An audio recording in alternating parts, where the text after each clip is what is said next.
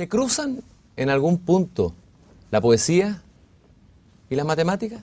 Esa es la típica pregunta que se le hace muchas veces o se le ha hecho a grandes matemáticos.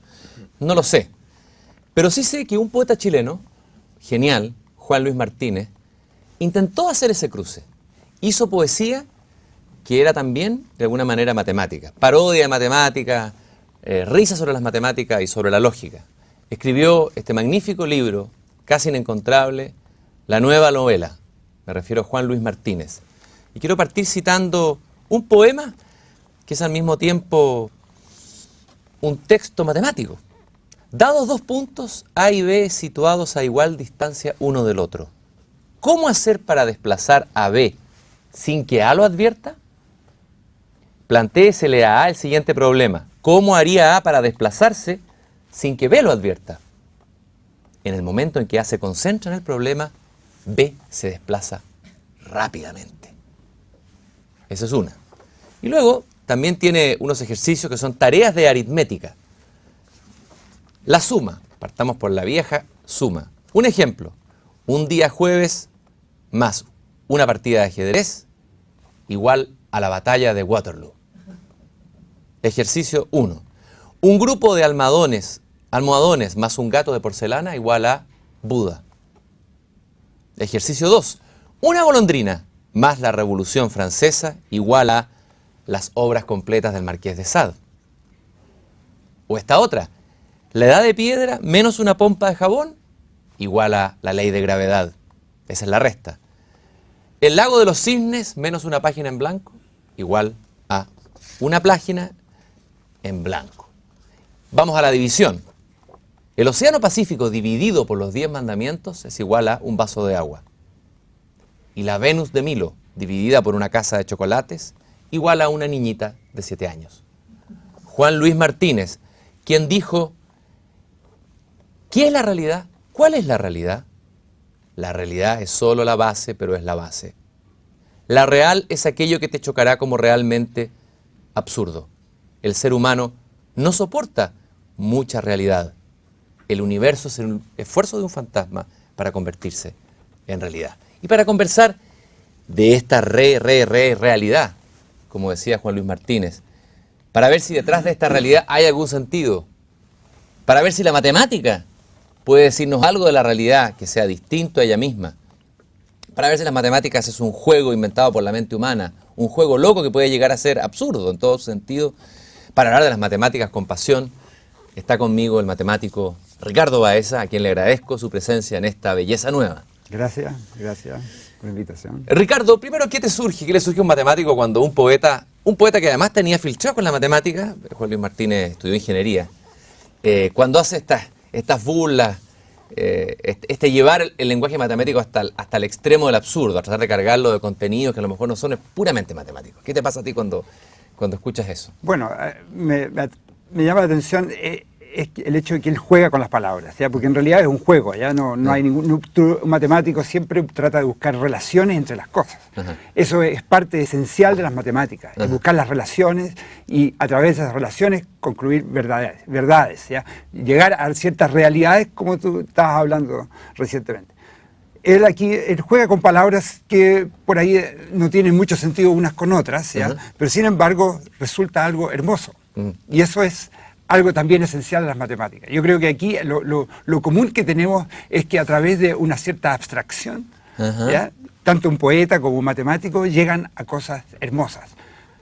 Dirac también, un gran físico, pero también un matemático, de cierta manera, decía que un resultado hermoso tenía que ser verdad. Uh-huh. Que uno tenía, cuando buscaba algún resultado en física, tenía que también buscar la hermosura de él. Uh-huh. Y ahí esa era una base para guiarse, ¿ya? Y yo creo que aquí en esta poesía también se ve eso, ¿eh? O sea, la belleza es una categoría todavía válida en la matemática. Por supuesto. Siempre se pensó que belleza y verdad era una idea platónica. No, sigue siendo una categoría válida. Definitivamente. Yo creo que las relaciones maravillosas que a veces existen contienen también una belleza intrínseca. Y claro, yo creo que los matemáticos la entienden mejor que otras personas. Por eso por eso termina siendo matemático. ¿Y por qué alguien es un poeta? Porque él entiende una cierta belleza distinta como la ven los demás y trata de transmitirla. el común de las personas que hacen otras actividades también se impregnan de esto, pero muy limitadamente con respecto a lo que siente el poeta o lo que siente un matemático. Pero los matemáticos también gozan de la belleza de sus resultados, ¿ya? Y eso es indiscutible. Y en eso nos parecemos a los poetas. Te voy a hacer una pregunta que yo sé que es muy difícil, que tal vez no ha resuelto ningún matemático, y que lo plantea en este libro La trama oculta del universo, John Barrow. Dice, si se le pregunta a un matemático ¿qué son las matemáticas?, no va a poder contestar a pesar de que esté sumergida y viviendo en ellas. Si alguien te pregunta ¿qué son las matemáticas? Difícil decirlo, es como cuando le pides a un pintor o a un poeta que te diga, que te interprete lo que hizo, o que alguien te diga a un pintor que diga que te interprete el cuadro que hizo. A un matemático también le es realmente difícil. La matemática es lo que tú estás haciendo, ¿ya? La manera como tú trabajas, ¿ya? El métier mismo. Pero si tú tratas de dar una definición de las matemáticas, vas a caer en una limitación tan grande de las cosas que va a terminar siendo algo muy truncado. Hay una bonita expresión de Poincaré, ¿ya?, que definió también las matemáticas, que es el arte, ¿ya?, de darle dos nombres distintos a la misma cosa. Por ahí podríamos ver. Eso también tiene algo de poesía, ¿no es cierto? Sí. Tiene algo de poesía. Por ahí podríamos empezar a hablar, pero yo no trataría de limitar la de matemática o muchas otras áreas, muchas otras ciencias, dando una definición de ellas, porque te limita inmediatamente. Uno de los elementos que el mismo Einstein señaló alguna vez que más sorprende de la matemática es cómo algo creado por el hombre, a partir de una abstracción, conecte tan potentemente con la realidad. Sea quizás uno de los lenguajes que más toca la realidad. Sí, eso a mí es lo que me sorprende desde afuera, mirando las matemáticas. Y a la gente la poesía y la literatura seguramente le da una envidia parida. Cómo hay un lenguaje, a la poesía tal vez, en algunos momentos conecta, no siempre, pero la matemática tiene esa capacidad, siendo algo mental, algo que vive en el mundo de las ideas, digamos, de la abstracción, toque fuertemente, esté tan conectado y funcione tan bien con la realidad. ¿Por qué? ¿Cómo se da ese Eso es un misterio que yo creo que ningún matemático tampoco lo entiende bien, ¿ya? O sea, a lo mejor, bueno, la matemática es en parte de una creación del ser humano, o hay mucha discusión al respecto, porque hay las ideas intuicionistas o las ideas platónicas sobre lo que es matemática. Veamos esas dos ideas, explicarlas brevemente. Para un platónico, el hacer las matemáticas, el proceso de las matemáticas es algo descubridor. Tú vas descubriendo hechos. Tú creas tu base matemática y de hecho están todas las verdades automáticamente ahí y tú lo que haces es descubrirlas. Para un intuicionista es al revés.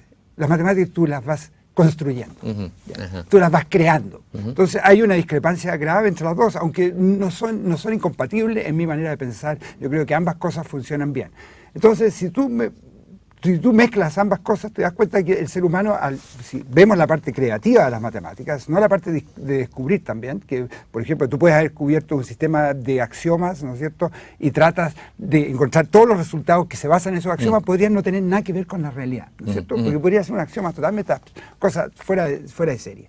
Pero si tú creas además, y yo creo que los axiomas que nosotros hemos siempre puesto están también de cierta manera fundamentados por nuestras percepciones de la vida real. Eso no lo podemos quitar. Entonces, tú vas creando cosas ya que están relacionadas con el mundo diario. Contar, por ejemplo. Yo veo aquí cosas, hay un montón de cosas discretas, es lo que yo veo, mi percepción. Entonces, me incita a distinguir, aquí hay más cosas que en otras. Entonces, empieza a aparecer la noción de número, etcétera, que son conceptos que son perceptivos. Hay también un famoso dicho de un gran matemático que decía: Dios creó los números y el resto lo hicieron los seres humanos. Yo no creo en Dios, pero igual yo creo que los seres humanos, pero creo en los números.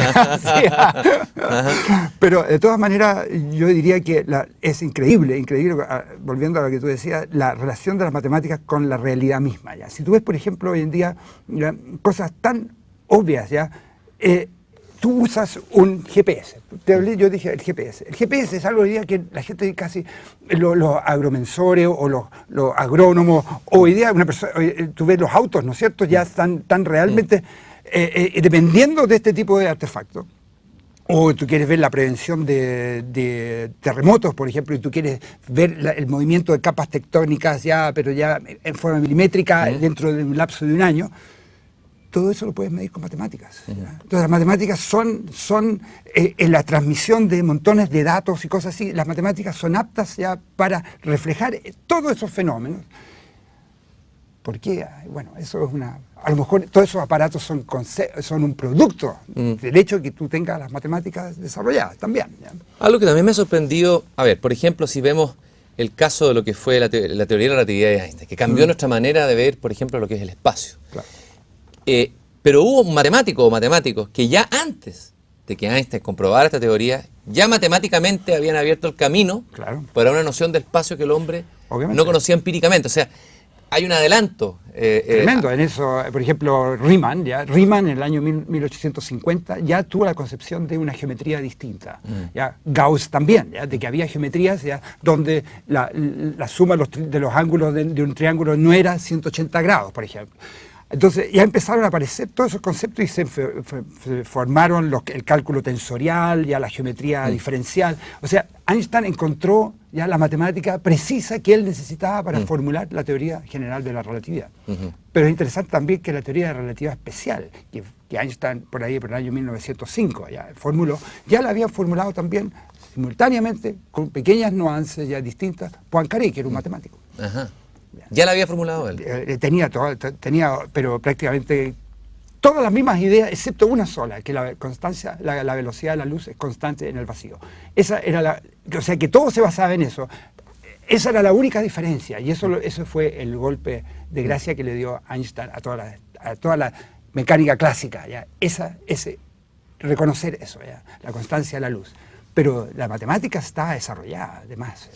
Yo he escuchado, he entrevistado a algunos astrofísicos, astrónomos, he leído algunos artículos así, de divulgación, que hablan de que hoy día la astronomía está en una especie de hoyo negro o de encrucijada, en el sentido de que solo puede dar cuenta, se da cuenta que está ciega ante una realidad que la excede, que lo que ha dicho, lo que ha nombrado, es solo una parte mínima de algo que se llama, no sé cómo se le llama, un espacio oscuro, una realidad oscura, algo que no pueden ellos cuantificar, medir y nombrar, porque le faltan los instrumentos, o sea, falta ahí que algo suceda a lo mejor en las matemáticas. Por supuesto. Para que se dé ese salto en la astronomía. Y eso yo creo que es cierto. O sea, yo creo que está haciendo falta matemática nueva para tomar en cuenta ese tipo de fenómenos que recién estamos detectando ahora. ¿Ya? Y no solamente en esa área. Si tú ves en la biología celular, ¿ya? En la biología molecular, que es una nueva área de la biología. ¿Ya? El tratar de asignarle a la célula, por ejemplo, las funciones de la célula con ciertos mecanismos matemáticos, es un área nueva que realmente requiere de mucha más matemática de la que tenemos en este momento, y yo creo que ahí hay un desafío tremendo para el futuro. ¿Ya? Entonces, ahí yo creo que la realidad está impulsando a la matemática a desarrollarse también. O sea, ahí hay una cosa distinta, hay un feedback distinto.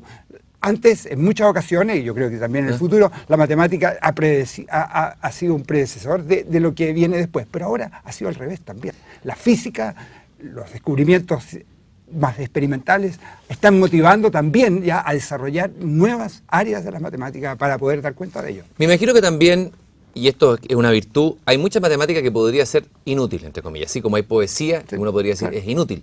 Matemática que solo sirve para las matemáticas. Pero que la gracia justamente de una disciplina es que pueda darse el lujo y la posibilidad de desarrollarse. Hablemos de estas matemáticas inútiles, tal vez nos podría dar tal vez incluso un ejemplo. Algo y esa es la belleza. Claro. Para mí gusto. Habiendo las matemáticas asesoradas. Claro, y habiendo toda esta maravillosa, para mí la parte más bella de la matemática es su no aplicabilidad, su totalmente inutilidad completa. Había un matemático famoso ya, Hardy, del siglo pasado, ya, decía que su gran orgullo era que todo lo que él había hecho no servía para absolutamente nada.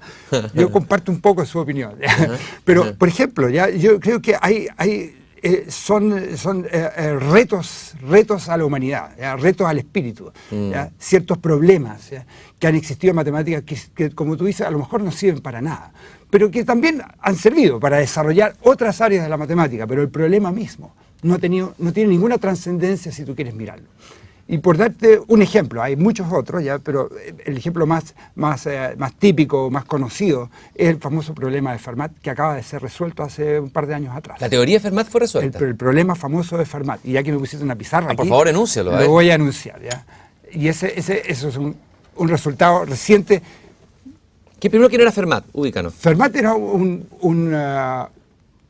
abogado francés, ¿ya? Yo soy pésimo para los años, para los datos, todas esas cosas, pero por lo menos unos 400 años atrás, ¿ya? Era un... A pesar de que eres matemático, tienes mala memoria numérica. Sí, pésimo, ¿ya? Yo, no me hable de número de teléfono y cosas por el estilo, no tengo idea. Y soy pésimo para usar todas esas máquinas, y de hecho con el computador no funciona tampoco. El hecho es que este era un juez francés, ¿ya? Que tenía una afición por las matemáticas, y era un gran matemático, intrínsecamente. Un juez que incluso mandó gente a la horca, ¿ya? Wow. Y, o sea, no digamos que algunos matemáticos son muy simples, ¿ya? Y su pasión era la teoría de números, ¿ya? Permanentemente estaba descubriendo resultados y nunca escribía las soluciones de los resultados, sino que le mandaba cartas a los matemáticos de la época, Bernoulli, Euler y cosas que vinieron después. Le mandaba cartas proponiéndole estos problemas. Y gozaba viendo que ellos sufrían porque no lo podían resolver, y él sabía la solución. Y entre ellos entonces propuso... Era un sádico a las matemáticas. También un sádico. Hay un famoso teorema, que es el teorema de Pitágoras, que dice que los lados de un triángulo rectángulo satisfacen esta ecuación. Si tú tienes un triángulo rectángulo, si esto es z, x e y, los griegos, ¿no es cierto?, descubrieron esa relación, ¿ya?, que había entre estas. Y no solamente los griegos, mucho antes que ellos el teorema de Pitágoras. Este era el famoso, yo creo que lo sabían los babilonios mucho antes que él. Pitágoras lo transmitió, lo reconoció.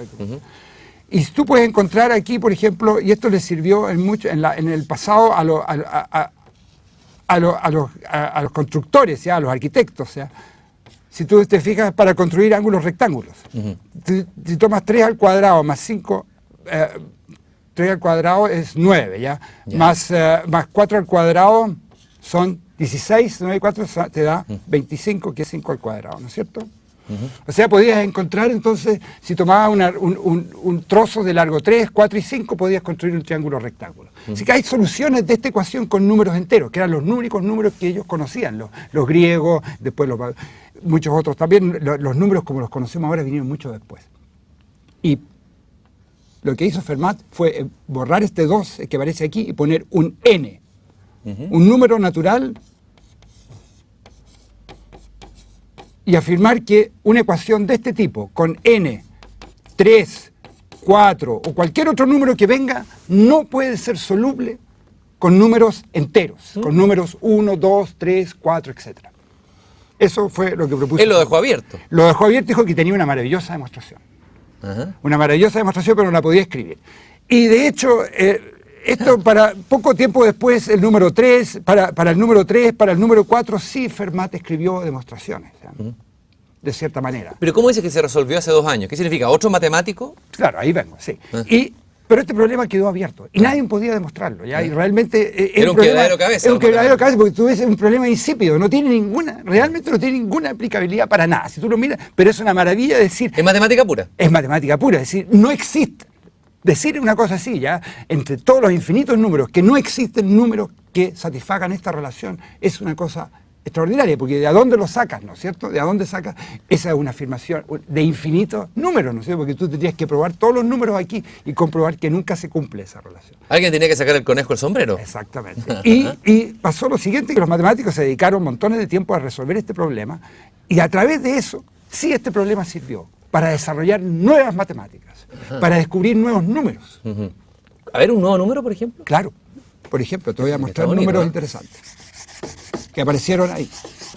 Esta pizarra. Es de la vieja escuela, pero es un homenaje a la vieja escuela chilena. Por ejemplo, pongamos x cuadrado más y cuadrado, que es más fácil que los otros, más sencillos, ¿ya? Si tú, esto lo puedes escribir así, ya haces una abstracción, ¿ya? Si pones y raíz de menos 1, cosa que no existe, ¿ya?, por x menos y raíz de menos 1, tú tienes una identidad entre esto y esto. Así que este problema ya te sugiere inventar números de esta forma, con un número nuevo, que es raíz de menos 1.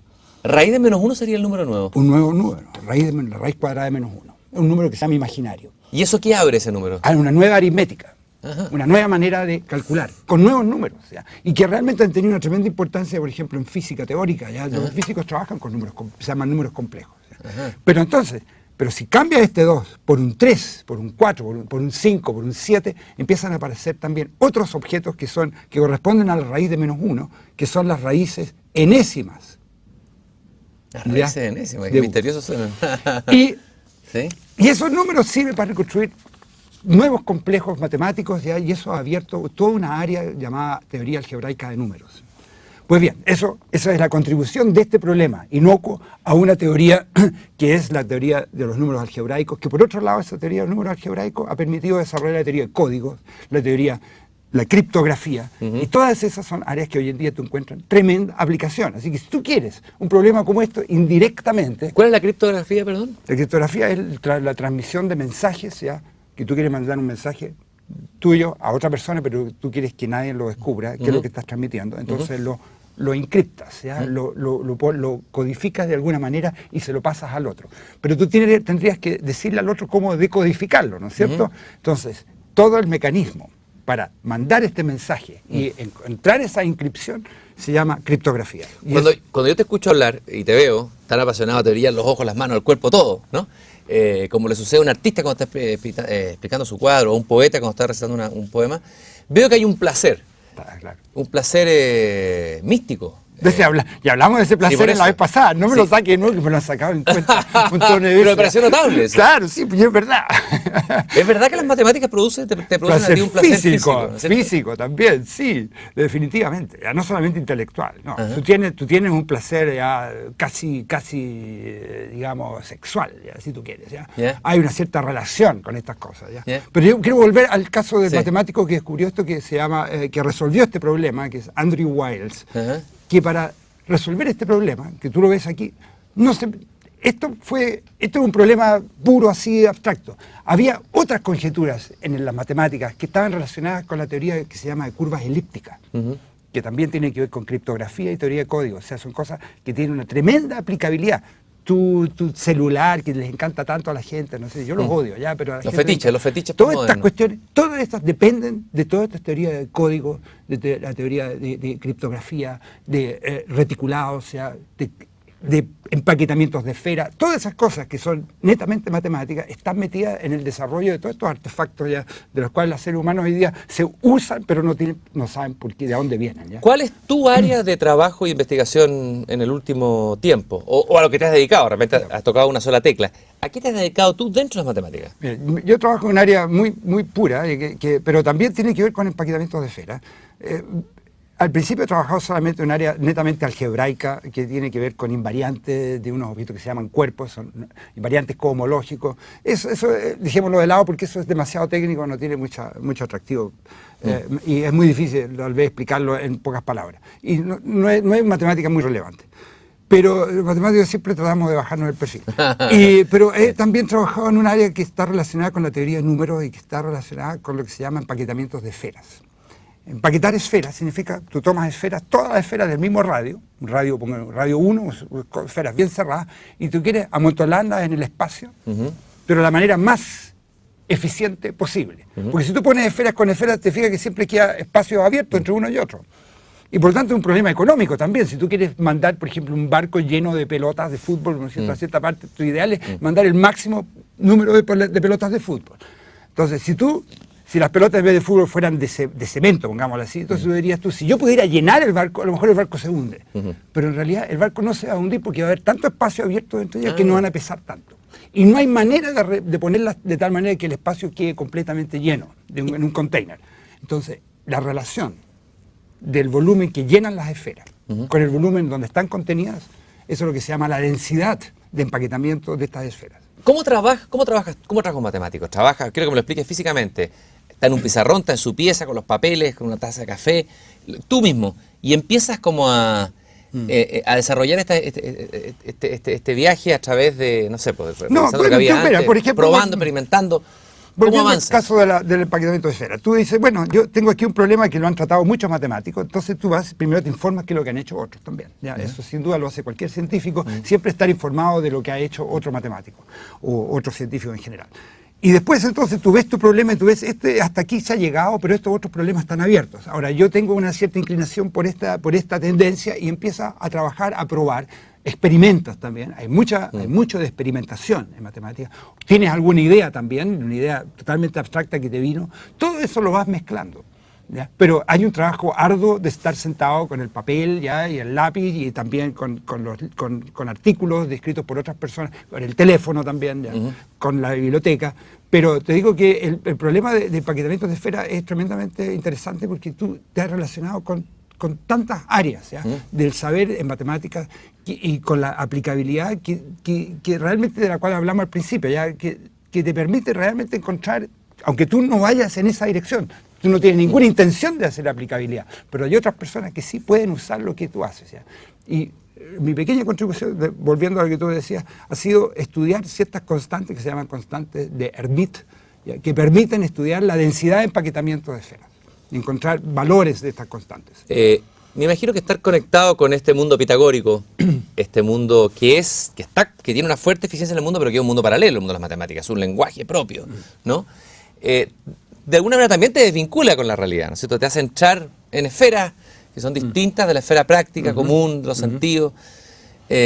¿Cómo es esa experiencia de habitar en ese otro mundo? Porque es un mundo paralelo.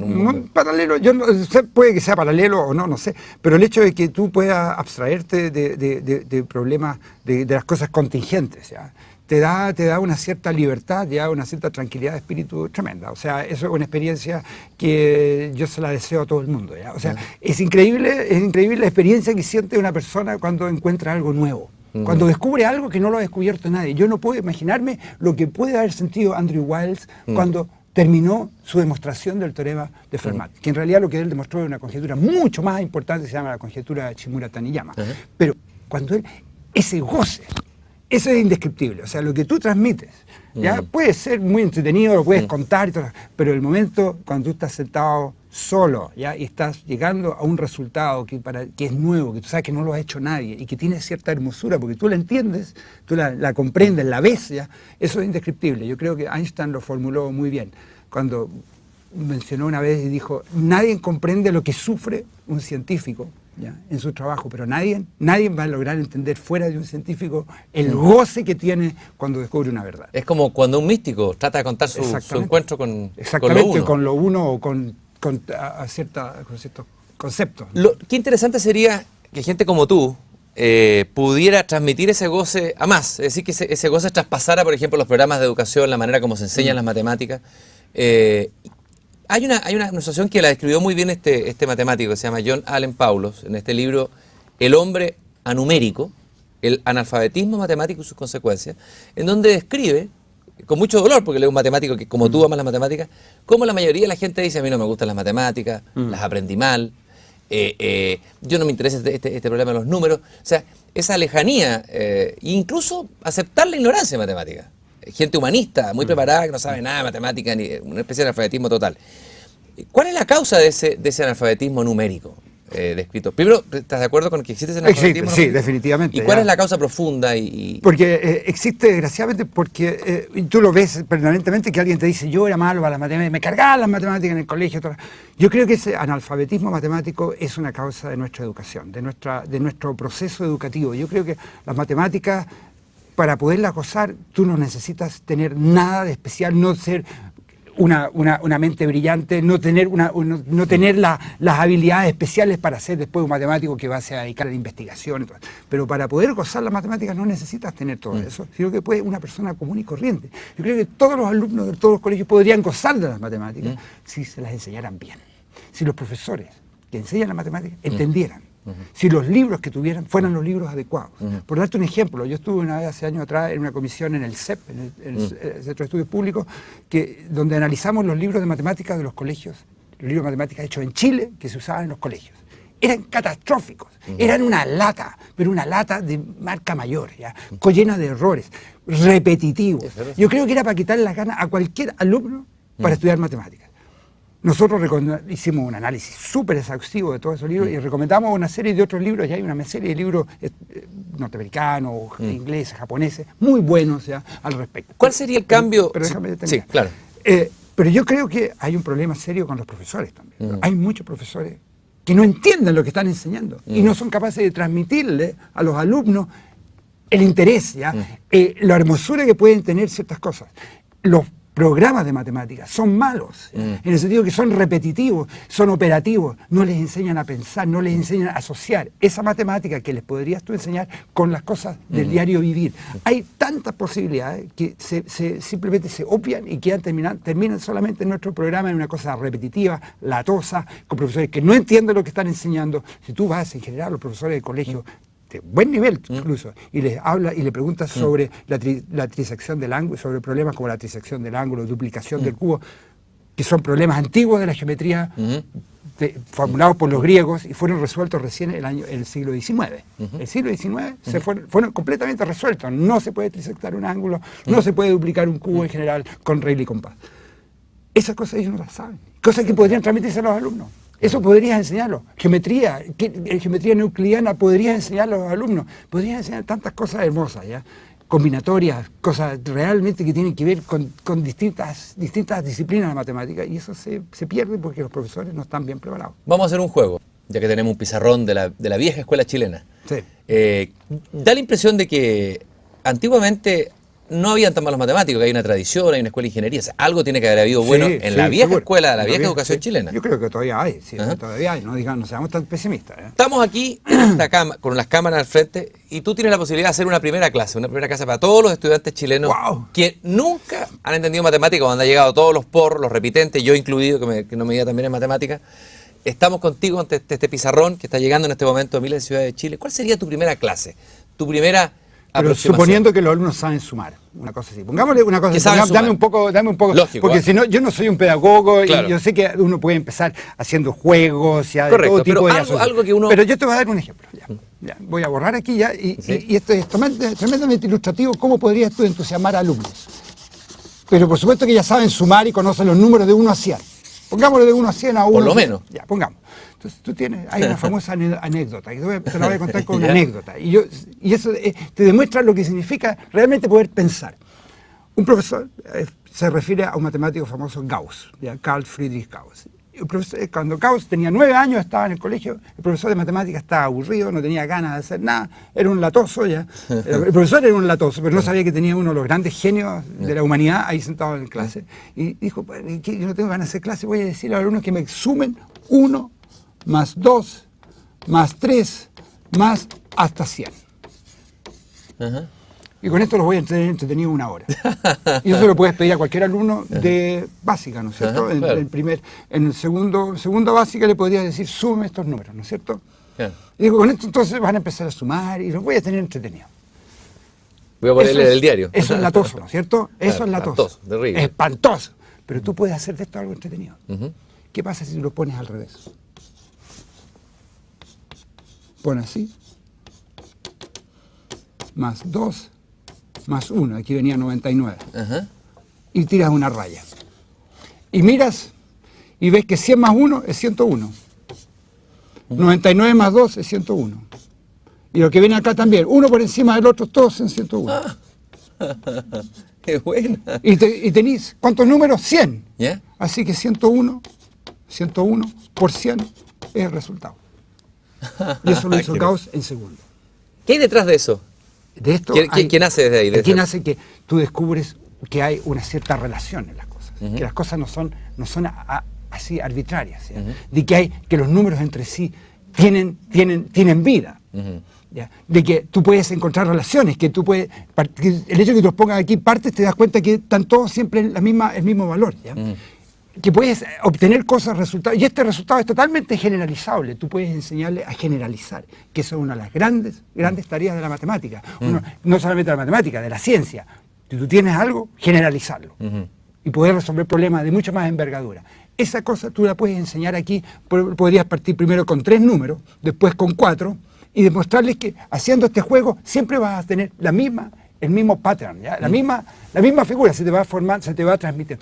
Ese tipo de fenomenología se la podrías enseñar a los alumnos. Claro. Entonces los números no son algo muerto, no es llegar y sumar, tienen relaciones entre ellos. Hay vida en los Hay números. vida, Claro. hay tremenda vida. O sea, en el fondo, así como se habla de la letra muerta, se puede hablar de la matemática muerta. Hay una matemática muerta y una matemática viva. Claro, tú puedes matar cualquier cosa, puedes matar la poesía, puedes matar la música, puede ser una cosa, y así puedes matar la matemática. ¿Cómo decidiste tú esa decisión que una decisión del destino, convertirte en matemático, dedicar tu vida a la matemática? Porque la has dedicado. Es más, hoy día vives en Talca, incluso te fuiste a la provincia, estás en la Universidad de Talca, te alejaste del mundo, vives fuera de la ciudad. ¿Cómo me elegí del mundo? Talca también tiene Bueno, su mundo. sí. Ya. Te alejaste del mundo urbano santiaguino. Sí, esa cosa horrible. Bueno, esa decisión, ¿cómo te vino? ¿Fue una efifanía? ¿Fue un profesor que te iluminó? ¿Eras bueno de la matemática desde siempre? ¿Cómo se dio ese cambio? Yo creo que mira, es extraño porque yo era re malo para las matemáticas en el colegio. Ya, hasta cuarto año hablo de humanidades, que ahora no se entiende ese lenguaje, pero más o menos como debe ser primero medio, segundo medio, una cosa así.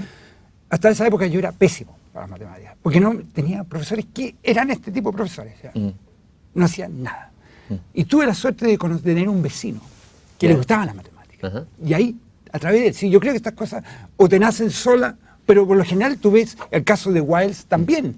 A Wiles, no estoy comparando con él por ningún motivo, pero también fue alguien que lo motivó. Siempre tienes que buscar algo, a veces, puede que seas como Gauss, que era un genio en sí, ese sí que es insuperable, ya que él nació con eso, pero en general siempre obtienes una influencia externa de alguien que te motiva, porque tú necesitas, el ser humano necesita en general motivación, ¿no es cierto? Necesitamos algo que nos despierte, que nos llame la atención. Y este vecino mío, que yo lo quería mucho, me empezó a hablar de matemáticas, de otro estilo de matemáticas. Y eso fue para mí una nueva apertura. Y empecé a estudiar por mi cuenta. Yo creo que hasta en sexto de humanidad yo sabía todas las matemáticas que enseñaba tercer año de ingeniería. Había estudiado cálculo tensorial, todas esas cosas, ya, por mi cuenta. Me gustó. O sea, fue una cosa que descubriste, oye, pero si esto es algo, un libro abierto y es hermoso y se entiende. Si lo que habían logrado hacer conmigo antes era no entender nada. Igual que mi profesor de inglés en el colegio me aterrorizaba. ¿Ya? Y el profesor de francés era una buena persona, pero también te aterrorizaba porque no te enseñaban. No te enseñaban. Si eso es enseñar, eso motiva a todo. Yo creo que tendríamos otra intelectualidad en Chile, que nos hace mucha falta, porque la intelectualidad en Chile está por los suelos en general, si tuviéramos motivación ya en el colegio. Yo creo que los niños necesitan eso y no lo estamos viendo. Ricardo, tú hablaste ahí de esa pasión que solo, lo que dijo Einstein, creo, ¿no? La pasión que solo tiene el científico cuando descubre algo. Bueno, estuve revisando los periódicos del día para ver qué había sobre matemáticas hoy, en el momento que estamos grabando. Y llegó una noticia que viene fechada desde China que dice: científicos chinos resuelven gran enigma matemático. Bueno, dije, ¿cuál será ese enigma? Dice, 2 matemáticos chinos, Zhu Xiping y Cao Weidong, resolvieron la conjetura de Poincaré, un problema matemático enunciado en 1904 y que durante más de un siglo ha sido uno de los grandes enigmas de las ciencias exactas, afirmó hoy el periódico oficial Diario del Pueblo. Bueno. A ver, primero me gustaría saber qué es esa conjetura de Poincaré y si tú eres escéptico o crees esta noticia que llega desde el cable. Mira, bueno, pasa lo siguiente, o sea, la conjetura de Poincaré es una conjetura que tal vez Poincaré mismo no la formuló tan explícitamente como se entiende hoy en día, pero dice más o menos lo siguiente: si tú tienes un objeto matemático que se llama una variedad compacta de dimensión 3, como por ejemplo una esfera completa, entera, rellena, ¿ya? Es una variedad 3-dimensional, ¿no es cierto? ¿Ya? Y esa variedad, entonces es un ejemplo de una variedad 3-dimensional, así entiendes. Las variedades son objetos matemáticos geométricos ya con una cierta estructura, que no la puedo explicar aquí, pero es una estructura geométrica, ya, como por ejemplo una esfera.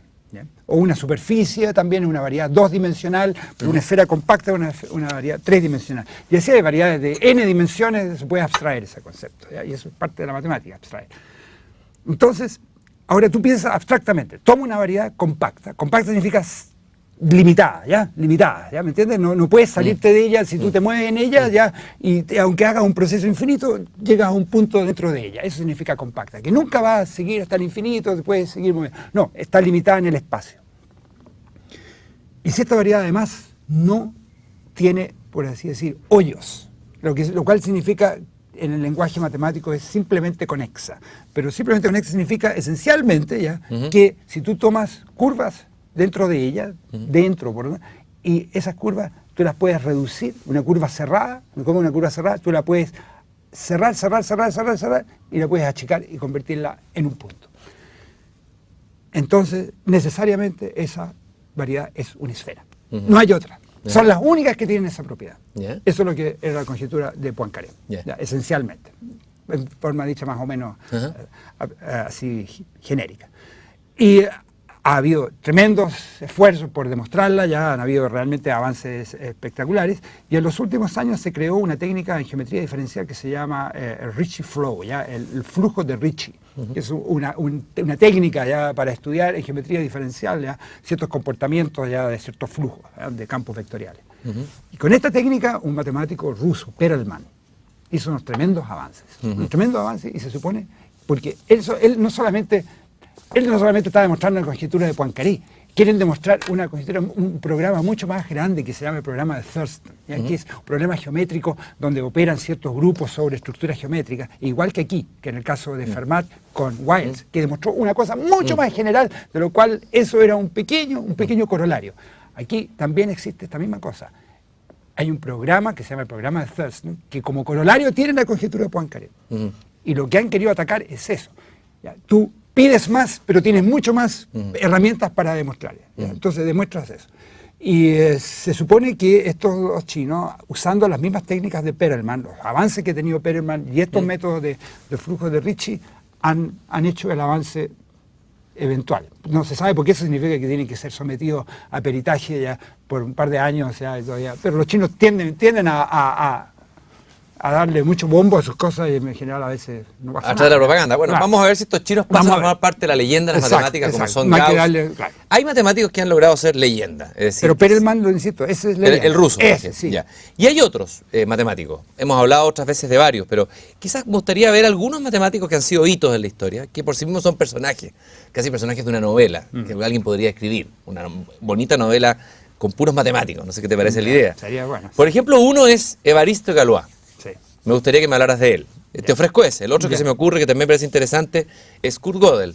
Kurt Gödel también. Y Son dos. Cantor. Escogí esos tres. Puede que tú me ofrezcas otro.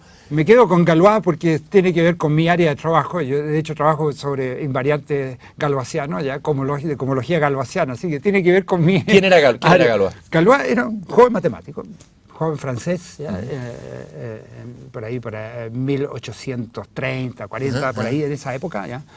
Debe haber tenido, cuando empezó a hacer matemática, unos 16, 17 años y murió a los 21 años, creo, no sé exactamente, en un duelo estúpidamente. Él mismo reconoce la noche antes de morir, anotando todos sus resultados, él dice ya de que va a morir porque sabía que su contendor era muy superior a él en el manejo de la espada. Sí, él sabía. Estúpidamente, por defender el honor de una niña. Bueno, las niñas hay que defenderlas, pero el honor está por ahí nomás, ¿cierto? Él mismo reconoce por defender el honor de una cocotte. Así lo dice. Una cocotte. Ya. Así lo dice, textualmente en su carta. Bueno, Évariste Galois desarrolló un área tremendamente fructífera en la matemática, que es el uso de la teoría de grupos en el álgebra, ¿ya? Para estudiar problemas en la teoría de ecuaciones. O sea, la teoría de ecuaciones ya era lo más clásico en las matemáticas. Tú te escribías una ecuación, tratabas de encontrar las soluciones, pero no se sabía mucho, no se tenía mucha información cómo encontrar soluciones, qué estructura tenían las soluciones. Pero al mismo tiempo, simultáneamente, se había ido desarrollando lo que hoy día entendemos la teoría de grupos. La teoría de grupos son objetos matemáticos que tienen operaciones muy elementales, que es un producto, pero el producto tiene un inverso, o sea, tú puedes multiplicar uno por otro y te da un elemento que se llama el 1, o sea, es un objeto matemático muy simple, pero muy difícil de estudiar. Y lo que logró Galois fue relacionar la teoría de las ecuaciones con ciertos grupos, asociarle a una ecuación un grupo. Asociarle a una ecuación un grupo y si tú conocías ese grupo, conocías la estructura de las soluciones. Y descubrió entonces de esa manera un resultado fundamental que ya se había sospechado y se tenía también información al respecto por otro matemático muy famoso, Abel, de esa época, de que la estructura del grupo asociado a una ecuación cúbica en general era no soluble. Eso, técnicos, y eso significa, si tú lo transmites hoy en día, que en general una ecuación de grado 5 en adelante tú no la puedes resolver por radicales, no le puedes dar una ecuación. Tú resuelves la ecuación cuadrática y salen esas raíces cuadradas. Resuelve una ecuación cúbica, te sale la solución en términos de raíces cúbicas. Si resuelve una ecuación de grado 4, también te salen soluciones con raíces cuárticas. Pero ahí paremos de contar. No hay más posibilidades. Tú quieres una ecuación cúbica, quieres resolverla con raíces quínticas de algo, no existe. En general, método y no es posible. Bueno, y esto Galois lo descubre antes de la muerte. Poquito antes. Entonces se dedica 2 días antes a escribir todo lo que él sabía. Impresionante historia. Y escribió en forma atolondrada una serie de panfletos que eran realmente espectaculares, porque contenían un desafío a las matemáticas por 200 años. Oye, es como que escribió inspirado, así como cuando uno escucha a los poetas, tocado por el entusiasmo, como decían antiguamente, como decía Platón en el guión refiriéndose a los poetas. Ay, ¿cómo es esa inspiración en matemáticas? Eso yo creo que, bueno, yo no la tengo, entonces no te la puedo transmitir, porque no me falta, ¿ya? ¿Sí? ¿Te falta? De vez en cuando la tienes, ¿Ya? La tienes, de hecho, de repente despiertas a la noche y sabes que cometiste un error en una demostración hace una semana atrás. Eso te pasa. Entonces, eso es una cierta inspiración también. El inconsciente te sí regala ahí la respuesta. O sea, yo creo que el inconsciente, la inspiración es el trabajo que tiene el cerebro. Yo creo que el cerebro todavía no entendemos nada. No entendemos nada, así como no entendemos nada de la naturaleza, de los perros, maltratamos a los animales y no sabemos por qué no entendemos que hablan, pero a lo mejor hablan, ¿no es cierto? Los animales transmiten tanto entre ellos y nosotros no entendemos nada. Esa es nuestra ignorancia. Y lo mismo pasa aquí con el cerebro nuestro, no entendemos mucho de él. Yo creo que la inspiración viene de ahí. El cerebro trabaja solo. Y yo creo que eso le pasa a muchas personas. Tal vez sea el conocimiento del cerebro, de la mente, uno de los desafíos más grandes de la ciencia. Sin duda. ¿Es el desafío? No sé, no creo, porque yo creo que la biología molecular a nivel de células es también uno de los grandes desafíos. Pero el cerebro también, sin duda. Yo creo que estamos en pañales. Hablemos de Kant. Ahí va a venir nueva matemática. ¿Sí? Ahí se va a necesitar nueva matemática. ¿Qué nueva matemática? Mira, por darte un ejemplo, una matemática combinatórica que sepa unir muchísima información, que pueda absorber mucha información de la que nosotros ni siquiera sospechamos. Esa matemática que pueda manejar ese tipo de cosas y convertirla en algo sistemático, nos está haciendo falta. ¿Toda la realidad es matematizable? ¿Todo podría ser reducido a matemáticas finalmente? No sé, no me atrevo a decir eso, yo creo que sería muy prepotente. Yo creo que hay que, además, ¿qué significa toda la realidad? Nosotros no conocemos toda la realidad. Tal como tú decías, la materia negra que tenemos detrás del universo no la conocemos, no sabemos cuál es esa realidad, así que cómo podría yo, pero sabemos que existe. Se tiene efectos de esa materia negra, oscura, ¿no es cierto? Entonces sabemos que existe, pero ¿cómo tendrías que conocerla? Yo no me atrevo a decir que sea matematizable, pero sí hay aproximaciones. Pero da la impresión que muchos elementos de nuestras vidas están las matemáticas presentes, pero la gente habla mucho de las probabilidades de que algo ocurra. Claro. Por ejemplo, leías la otra vez que un señor, a propósito de los atentados terroristas, se averiguó cuál era la probabilidad de que subiera un terrorista en el avión donde se iba a subir. También, y para reducir la probabilidad subió él con una bomba, ¿no? Porque si él subía con una bomba, ¿no es cierto? Reducía la probabilidad de que hubiera otro que subiera con una bomba, etcétera. Hay gente que arma su vida, incluso desde la ignorancia, creyendo. Ahora, hablemos un poco de las probabilidades en la vida. ¿Cómo entra? ¿Cómo se cruza? ¿Qué reflexión te gustaría hacer? Pero tú la ves diariamente hoy en día en el análisis de riesgo, por ejemplo, las empresas de seguro. Todo el mundo tiene seguro, ¿no es cierto? Ya me acaban de chocar, yo por suerte he tenido un seguro, ¿no es cierto? ¿Qué es lo que hacen las empresas de seguro hoy en día? Funcionan en base a probabilidades, tienen todo un equipo de matemáticos, haciendo análisis estocástico de procesos que le aseguren de cuáles son los riesgos que corre tal empresa y de qué manera pueden entonces ponerle los precios a los seguros correspondientes. Todo eso es entonces medible. Yo creo que las probabilidades en ese sentido tienen una tremenda aplicabilidad diaria, pero no solamente ahí, en la física cuántica. La física cuántica es pura teoría de probabilidades. La manera de interpretar, por ejemplo, hoy día, las mediciones que tú haces, los objetos, tú mides probabilidades, probabilidades de que un proceso físico dentro de cierto suceda, o puedes medir lo que suceda dentro de cierto estado. Y eso se mide la probabilidad de que se tenga tal situación. Entonces, yo creo que la verdad del asunto es que en las afirmaciones sobre la realidad supuesta que estamos viviendo permanentemente son prácticamente afirmaciones probabilísticas. Eso. Un coup de dés n'abolirá el hasard. Un golpe de dados no abolirá el azar. Claro. Malarmé. ¿Qué te sugiere esta tirada de dados? Una reflexión matemática. Bueno, que yo, primero que nada, no sé, no me sugiere mucho, te voy a decir francamente, pero yo creo que sugiere que yo no voy a saber lo que va a venir, pero podría decirte, va a salir un 6 con una probabilidad un sexto, va a salir un cuarto con una probabilidad un sexto, pero que aparezcan estos dos números, también te lo puedo calcular, ¿no es cierto? Ya, pero tengo que multiplicar las probabilidades, ¿no es cierto? Entonces, yo podría calcularte esto, pero puede que yo pueda tirar estos números 100 veces, millón de veces, y nunca me salga el sexto y el cuarto. Puede salirme todo el tiempo, pero si yo lo tirara infinitas veces, hipotéticamente me saldría con la probabilidad que yo te calculo el sexto y el cuarto simultáneamente. O sea, yo hago esa asociación, ¿ya? Pero más de eso no se me ocurre. Mis limitaciones intelectuales son... Está por ahí nomás. Oye, quedó un matemático en el tintero que era Cantor, que me parece, y ahí lo asocio con la palabra infinito, que es una palabra también muy manoseada, pero que existe como noción matemática. Absolutamente. Él habló de dos tipos de infinito, ¿no es cierto? Actual, potencial, según tengo entendido. A ver, ¿qué te sugiere Cantor? Cantor es un gran genio, ¿ya? Yo creo que Cantor descubrió la esencia del infinito. La esencia del infinito es una cosa elemental, ¿ya? Un conjunto. Tú puedes... Entendamos primero la siguiente noción. Poner en correspondencia... Tú tienes aquí ciertos objetos y acá tienes otros objetos, ¿ya? Y los puedes poner en correspondencia uno con otro si aquí tienes la misma cantidad de objetos que acá. Si aquí tienes, por ejemplo, dos dados, y aquí tengo estas dos cosas, yo puedo poner este dado con esto en correspondencia y esto con esto, ¿no es cierto? Y digo, estos dos conjuntos tienen el mismo número de elementos, ¿no es cierto? Y si tengo tres, permíteme. Sí, claro. Puedo poner este vaso con el borrador, ¿no es cierto? Y esto, cada uno en correspondencia. Y digo, este conjunto y este conjunto tienen 3. Por lo tanto, la abstracción mía del número 3 es que yo tengo este conjunto y los puedo poner en correspondencia biunívoca uno con otro.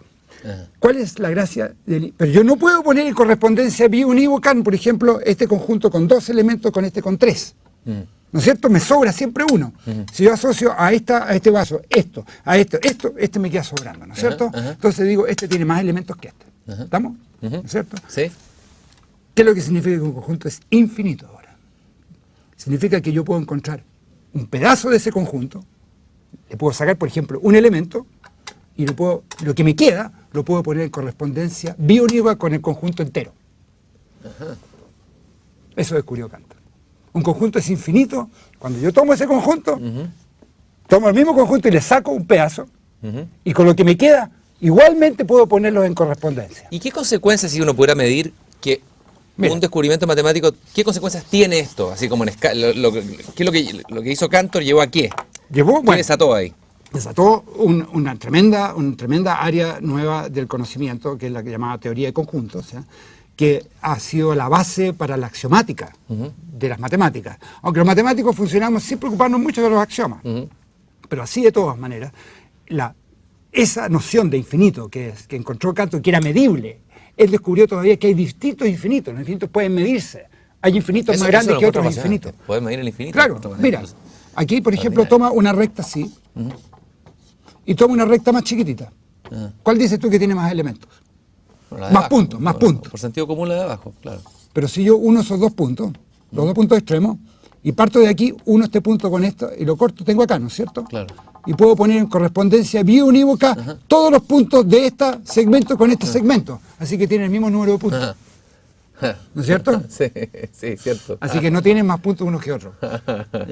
Entonces, ese tipo de noción fue la que trató Cantor y desató entonces desarrolló una nueva área que es la teoría de conjuntos, que llevó también a un tremendo desarrollo de lo que se llama la lógica matemática y la fundamentación de las matemáticas. O sea, ¿Y eso es nuestra vida? Y eso es nuestra vida hoy en día, porque mucha de esa teoría de conjuntos condujo también al concepto de desarrollar algoritmos, máquinas de Turing, procesos, computación, los computadores, todo eso proviene en parte de ahí también. Ricardo, y para cerrar, tú sabes que este programa va en la búsqueda de una belleza nueva. Esto lo hemos conversado otras veces. Nuevo tema, ya. Una belleza nueva, es un desafío que planteó el poeta Edgar Allan Poe. 4 condiciones para la felicidad: vida al aire libre, el amor de una mujer, el desapego de toda ambición y creación de una belleza nueva. Me interesa el tema y el misterio de la belleza. ¿Es verdad que detrás de la belleza hay un número irracional? Mira, volvemos a un tema de la última reunión que tuvimos. ¿Ya? Hay un número que siempre se ha asociado, ¿ya?, con la belleza, que es la sección áurea, ¿ya? Famosa, que Leonardo da Vinci, que hoy día está muy de moda a través del libro famoso ya... el Código da Vinci. El Código da Vinci, que lo estoy leyendo, es entretenido, pero no es ninguna cosa del otro mundo. ¿Ya? ese número ha sido siempre asociado ya con la perfección, ¿ya? Y si tú lo miras ya en la naturaleza, lo ves perfecto. Por ejemplo, el desarrollo de la filotilaxis, no sé cómo se llama ya, cómo se desarrollan, por ejemplo, los pétalos, por ejemplo, o las hojas a lo largo de una rama, ya. Esa está regido en parte por este número famoso que se llama la sección áurea, que es muy sencillo. 1 más ¿Puedes raíz de escribirlo? 5. Sí, 1 más raíz de 5 medios. 1 más raíz de 5 medios. Lo voy a borrar esto y lo voy a escribir de nuevo para que se vea mejor.